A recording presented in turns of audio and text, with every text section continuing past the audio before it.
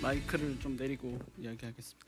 어떻게 중간에 쉬는 시간도 안 주고 이렇게 몰래 화장실을 2번이나 갔다 왔어요. 너무 힘들었어요.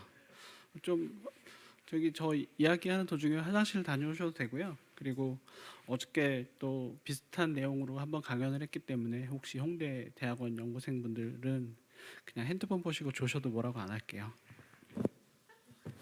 예, 그리고 앞에서 시간이 많이 늦은 관계로 저쪽에서도 뭐라고 하시니까 저는 굉장히 빨리 말하고 끝내도록 하겠습니다. 사실 이 강연이 전 어저께까지인 줄 알고 있었는데 오늘 부탁받아가지고 어제 내용을 급히 줄이니라 내용이 부실할 수도 있습니다. 뭐 아시다시피 이제 뭐 제가 강연 부탁받은 부분이 초연결과 관련된 부분인데요. 5G 관련해서 이제 아시다시피 뭐 서비스가 시작된 지 꽤 됐습니다. 그런데 통신사들이 이야기했던 5G의 특징인 초광대역 서비스와 그리고 고신뢰의 초저지연 통신 그리고 대량 연결 이런 부분들은 아직까지 그렇게 저희가 실감을 할 수 있을 것처럼 5G가 이제 보급되지는 않았고요. 저도 아이폰 12를 가지고 있지만 LTE로 계약을 해서 쓰고 있거든요. 솔직히 유튜브를 좀 더 빨리 0.000 몇 초 더 빨리 본다라고 하는 게 무슨 의미가 있나라는 생각이 들긴 합니다만 이런 통신 기술의 발전이 분명히 이제 현재 메타버스에 말도 많고 탈도 많고 막 서로 주장하는 것도 많은 이런 메타버스에 있어서 어떤 역할을 하게 될 것인가에 대해서 좀 생각을 해보았습니다. 이걸 눌러야 되는군요. 뭐 이런 부분들 고신뢰 초저지연 통신 대량 연결 이런 부분들이 지금 이제 LTE 롱텀 레볼루션이라고 하는 저희가 쓰고 있는 부분에 있어서에 비해 이제 일목요연하게 표로 되어 있는데요. 통신사들이 통신 기술로 돈을 벌게 된 건 3G 때에서보다 이제 LTE로 들어오면서 이제 온갖 비디오들과 이런 것들이 이제 아이폰이 등장하면서 굉장히 여러 가지 시너지를 일으키면서 큰 사업을 내었는데 전에 통신사 분들에게 이야기를 들어보면 한 2-3번의 세대만가 지날 때마다 돈을 벌게 되더라. 즉 LTE 이후에 5G는 아마 돈을 못 벌 것 같아라는 이야기를 솔직한 그런 이야기를 들은 적이 있는데요. 대략 보시면 4G LTE에서는 이제 1GBps였던 게 5G가 됐을 때 20GBps 그리고 유저가 체험할 수 있는 속도가 10Mbps였던 게 그 10배로 늘어나고 그리고 이제 레이턴시가 10ms에서 1ms로 줄어들고 그리고 이제 커넥티비티 덴시티라든가 그리고 저는 가장 중요하게 생각하는 것 중에 하나가 저 레이턴시하고 모빌리티 350km/h로 움직이고 있을 때도 통신이 접속되어 있다. 그리고 5G에 갔을 때는 500km. 그러니까 우리가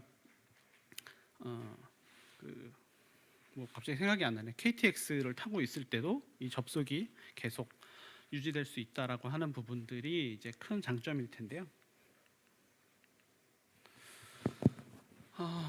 이제 매트릭스라고 하는 영화가 이제 갑자기 최근에 4편이 개봉을 한다라고 하는데 굉장히 아이러니하게 생각되어 있는 부분이 이제 메타버스라고 하는 것들이 아마 분명히 계속 발전하다 보면 우리는 다시 컴퓨터의 세상 안으로 들어가서 그 안에서 무언가 활동을 하는 것들을 굉장한 이상처럼 생각하고 있는데 10몇 년이 아니죠. 90년도 20년이 훨씬 넘은 이 영화에서는 그걸 이제 디스토피아로 그리고 있었잖아요. 굳이 기계들이 인간을 배터리로 쓰겠다고 만들어 놓은 매트릭스에 인간들이 직접 메타버스라는 걸 만들어서 그 속에 기어 들어가겠다라고 하는 생각이 굉장히 아이러니하다고 생각합니다. 그런데 이제 뭐 이런 류의 영화들은 꽤 많죠. 13층이라고 하는 영화도 있었고요. 인간이 그 컴퓨터 그래픽으로 만들어진 세상에서 리얼리티를 느끼게 하는 데에는 그 표면의 데이터만 만들어진 것뿐만이 아니라 굉장히 불필요한 노이즈의 정보들이 같이 들어오지 않으면 우리한테는 그게 리얼리티로 느껴지지 않습니다. 그래서 굉장히 그 노이즈가 되는 부분들은 압축하기 굉장히 어려워요. 그래서 필연적으로 많은 이런 것들을 구현하기 위해서 굉장히 많은 밴드위스가 필요할 수밖에 없게 되는 안타까운 현실이 있죠. 우리가 이제 향후 메타버스나 이제 이런 것들이 될 때 지금 아시다시피 언리얼 5나 이런 것들이 등장하고 있을 때 사실 이제 모든 게임 엔진들이나 이런 기술들이 미래를 이야기하면서 이야기하는 건 더 많은 디테일들, 더 많은 디테일이라는 건 결국 압축되지 않는 노이지한 그런 정보들을 이야기하는 거거든요. 이 안에도 얼마나 많은 그 정보들이 들어 있습니까? 이제 이런 것들을 구현하기 위해서 5G 네트워크 같은 통신들이 이제 필요하게 되겠죠. 이런 부분들을 어떻게 구현하게 되는가에 대해서 이 앞에 많은 인스파이어링을 주시는 강연자분들도 계셨지만 또 한번 강조하는 의미에서 이야기해 보도록 하겠습니다. 아시다시피 이제 이런 그 기존에 그냥 모델링만 했었던 것들이 아니라 3D 스캔이나 이제 최근에는 컴퓨터 성능이 엄청 좋아지면서 포토그래머트리라고 하는 방법으로 해서 이런 오브젝트들을 실제에서 가상으로 옮기는 여러 가지 노력들이 이제 계속되고 있고요. 이거는 저희가 작업했었던 제주도에 있는 지역인데 역시 마찬가지로 이제 드론으로 이렇게 하고 있는데 이렇게 보면 굉장히 실사 같아 보이고 디테일해 보이지만 조금만 가까이 갔을 때 이런 디테일들이 많이 소실돼서 이런 부분들의 그 노이즈한 부분들은 다르게 이제 쉐이더를 만들던가 다르게 처리를 하는 형태로 진행을 하고 있고요. 이제 용머리 해안이라고 부르는 부분들이고, 이런 부분들은 저희가 다 3D 스캔을 진행하면서 만들어 왔던 결과물들인데 결국은 메타버스라고 하는 것들을 만들어 가면서 현재 제페토나 뭐 이프랜드 같은 형태의 메타버스보다 결국은 사람들은 최종적으로는 조금 더 현실스러운, 현실과 구별하기 힘든 형태의 메타버스 환경에 아마 더 어떤 취향이랄까요? 그런 강한 욕구를 느끼지 않을까라고 생각이 듭니다. 현재 애플에서도 애플의 이제 스마트 글래스라고 하는 부분이 아직 등장하지 않았습니다만 그걸 위한 준비들은 이제 꾸준히 하고 있는 것 같아요. 애플은 아이폰을 이용해서 어떤 오브젝트를 촬영을 하고 그걸 매킨토시 노트북에서 이 데이터를 불러와서 저런 식으로 이제 3D 캡처를 하는 애플 오브젝트 캡처라고 하는 기술을 최근에 선보였고 이제 최신의 OS에 반영이 된다라고 하고 있죠. 또 이제 유니티에서는 이 복잡한 자연계 정보들을 표현하기 위해서 언리얼의 경우에는 이제 퀵셀이라고 해서 굉장히 그 자연물들을 다 3D 스캔을 해서 그런 것들을 가지고 뭐 나무나 이런 부분들을 다 만들었다면 유니티 쪽에서 이제 스피드트리는 되게 옛날부터 유명했던 회사이긴 한데 알고리즘으로 그 나무를 생성하게 해서 자연물과 거의 흡사한 여러 가지 형태의 나무를 만들어낼 수 있는, 그래서 정보량이 엄청 점점 많아지고 있죠. 이런 자연물뿐만 아니라 그 못지않게 복잡한 것들이 이제 휴먼 폼이라고 할까요? 사람의 형태를 나타내는 데 있어서 굉장히 많은 정보량이 필요합니다. 여기 앞에 자이언트 스텝 대표님 회사에서 만들었던 인간을 재현하는 데 있어서 들어가는 엄청난 데이터량도 무시하지 못할 정도이고요. 특히 사람 얼굴은 굉장히 많은 사람들이 서로 커뮤니케이션 하는 데 있어서 눈동자의 약간의 흔들림조차 사람 그 커뮤니케이션하는 대상에게 아주 많은 정보들을 제공해 주기 때문에 사실 이제 여러 가지 노력하고 있습니다만 굉장히 많이 가야 하는 부분들이죠. 3D 스캔 말고 최근에는 이제 컴퓨터 성능들이 좋아지면서 포토그래머트리로 이런 식으로 해서 순식간에 촬영을 할 수 있는 이런 장비들이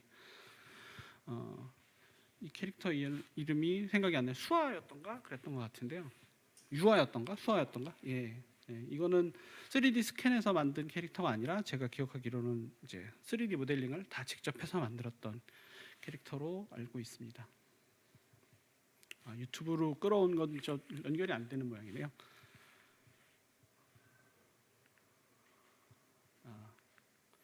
이게 지금 화면이 나오지 않는데 지금 이 장표에 나오는 거는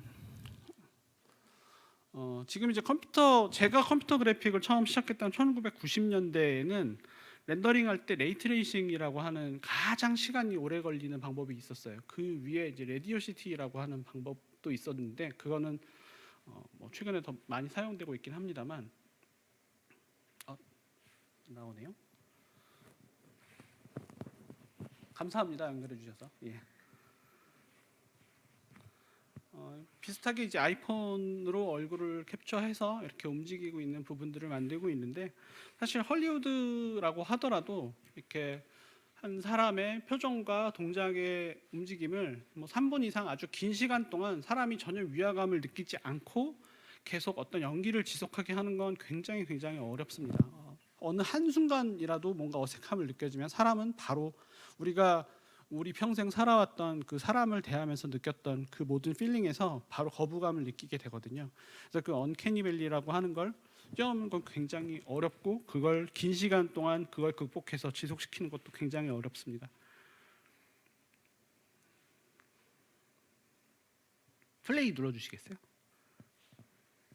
이 부분은 아까 제가 말씀드렸던 것처럼 그 레이트레이싱이라고 하는 방법이, 저 90년대에는 저도 렌더링을 걸어서 이틀 동안 렌더링을 해서 이미지 한 장을 얻었었던 적이 있습니다.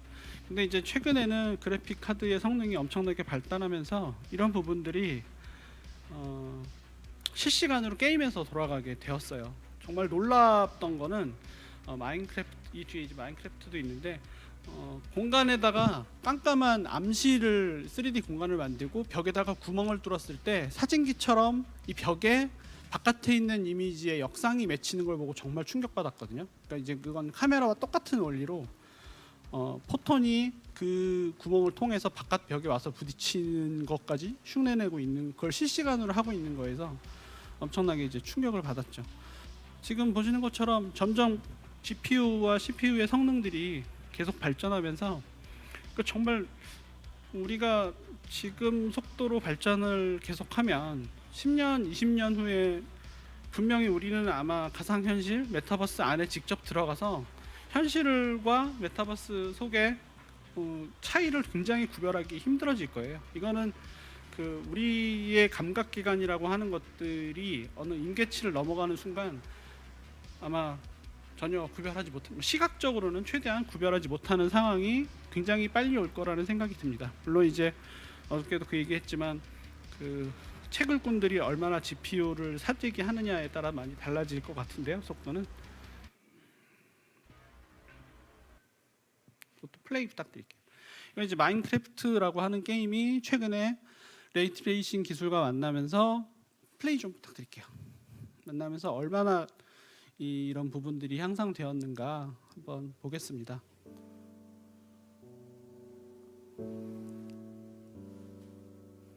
그냥 박스로만 되어 있던 마인크래프트의 세상이 이제 레이트레이싱 기술과 만나면서 굉장히 이제 실제와 되게 비슷한 느낌과 굉장히 아름다워지죠.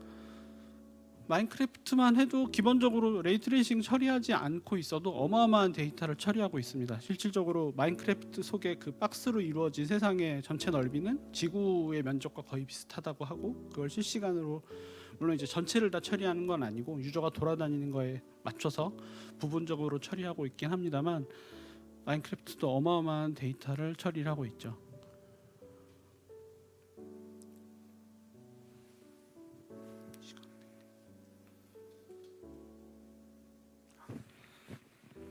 빨리빨리 넘겨야지.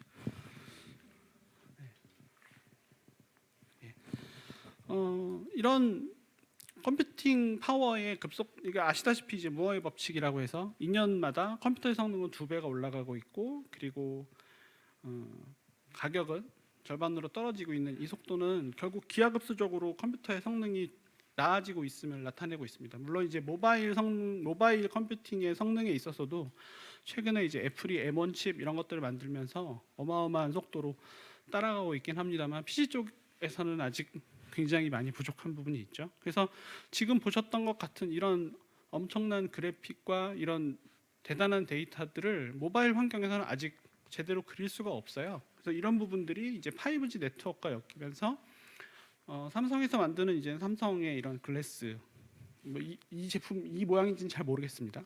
뭐 이런 것도 있고, 이건 이제 상상도인데 애플에서 뭐 나온다 말만 많고 모두가 다 상상 속에서만 존재하는 기린이나 또는 봉황 같은 존재죠. 이것들도 언젠가 나오게 될 거고요. 이런 것들이 나온다 하더라도 이런 폼팩터 안에 컴퓨터, 지금 우리가 쓰고 있는 CPU와 GPU 같은 그 파워를 이 안에 넣는 건 불가능해요. 기본적으로 제일 중요한 건 이제 배터리로 낼 수 있는 파워의 크기가 이런 모바일 폼 팩터에서는 절대 불가능한 거죠.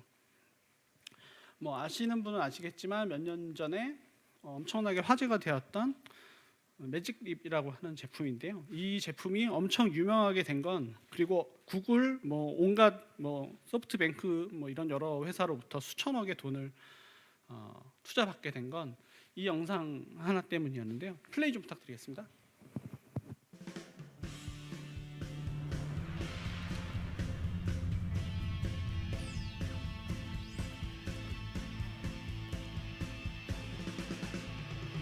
아는 분들은 아시겠지만 이제 지금 와서 보면 시대의 사기처럼 느껴지는 영상입니다.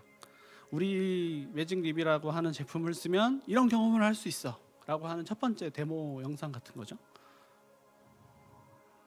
결과가 정말 마인드 블로잉하다고 하죠.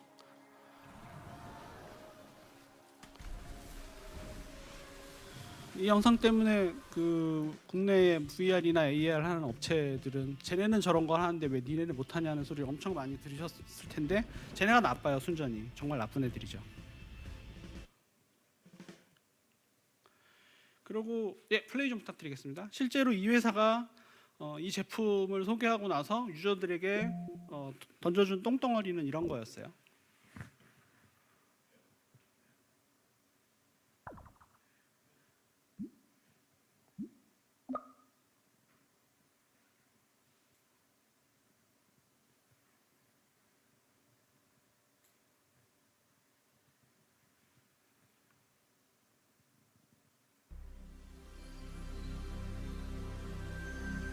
쓸데없이 소리만 장엄하고, 누가 봐도 이 앞에 보였던 그런 영상하고는 굉장히 차이가 많이 나죠. 이 회사도 이제 이거를 보여주고 나서 엄청나게 욕을 많이 먹어서 이 앞에 있었던 영상과 거의 비슷한 거를 만들어서 다시 보여주긴 했지만, 근본적으로 매직립이라고 하는 그 폼 팩터 내에서 낼 수 있는 파워와 그 한계 내에서는 이 정도가 한계라고 말할 수 있을 것 같습니다.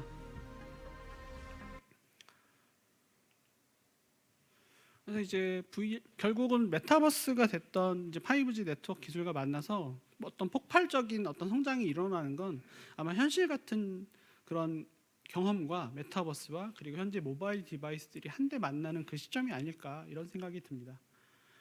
그래서 이제 현재 모바일에는 더 많은 그래픽 파워와 더 많은 이제 대역폭이 필요하게 될 거라는 거죠.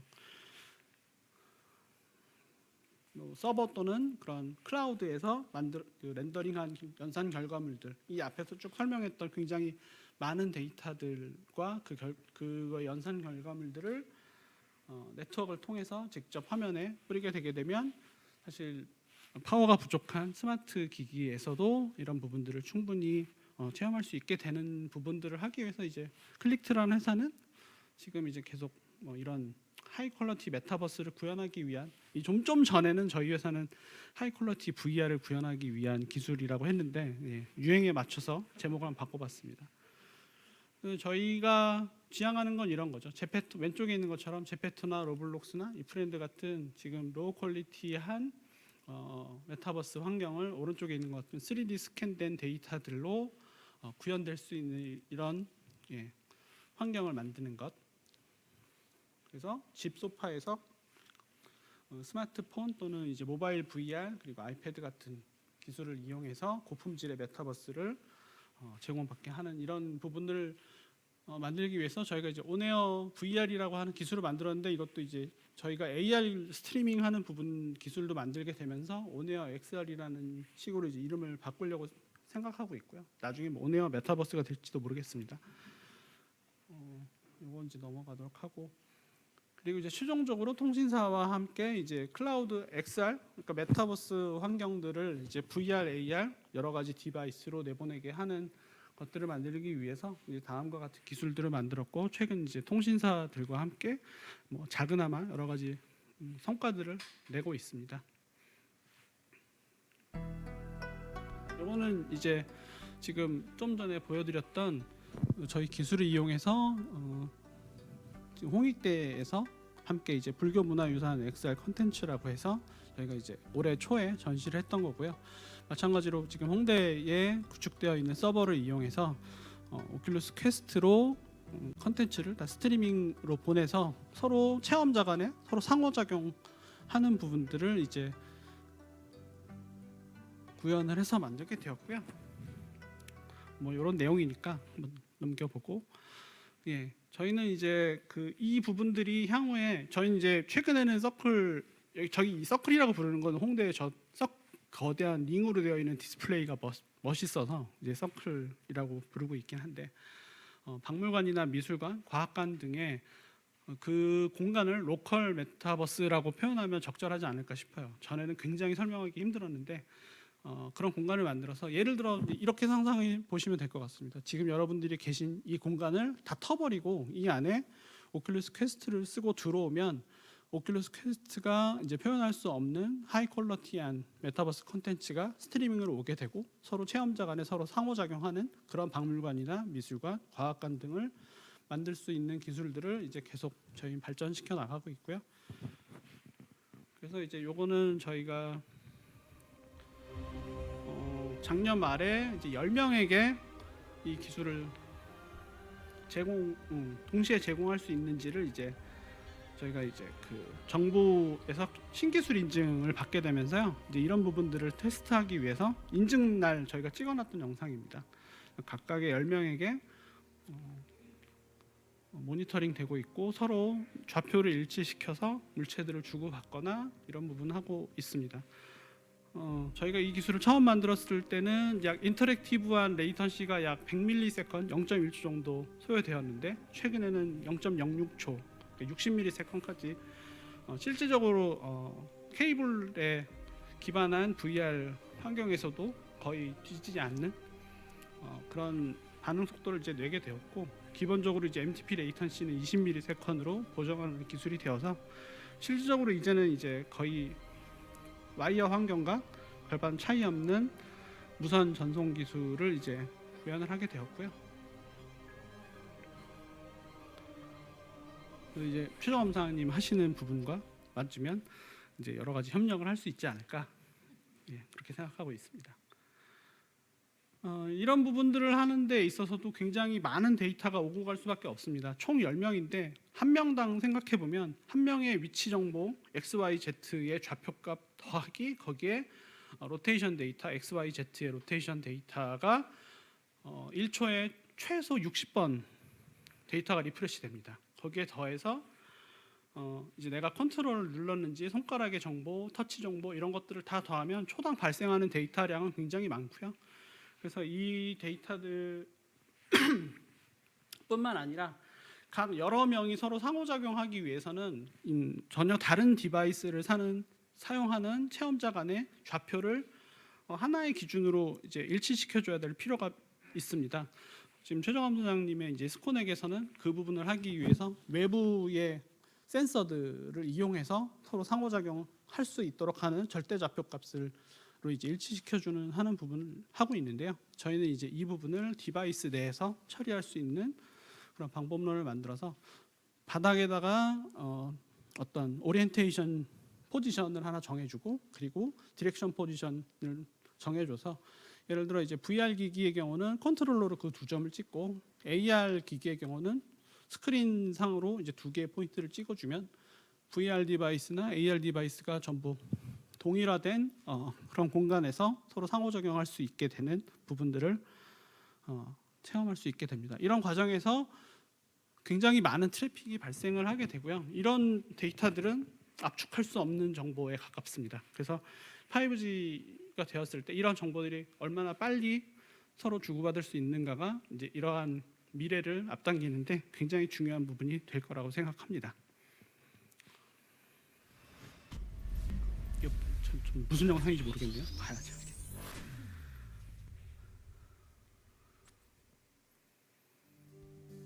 아닙니다. 죄송합니다. 잘못 들어갔네요, 영상이. 네, 이렇게 해서 이제 초연결 사회 5G 기술을 통해서 향후 메타버스와 이제 VR, XR 기술들이 향후 어떻게 발전해 나갈 것인가에 대한 제가 개인적으로 생각하고 있는 부분과 이제 앞으로 여러 가지 다양한 기술들이 어떻게 융합돼서 굳이 곧 매트릭스 영화에서 보였던 그 지옥으로 이제 기어 들어가려고 하는 사람들의 꿈을 어떻게 더 가속화시키는가에 대해서 이야기를 해보았습니다. 감사합니다.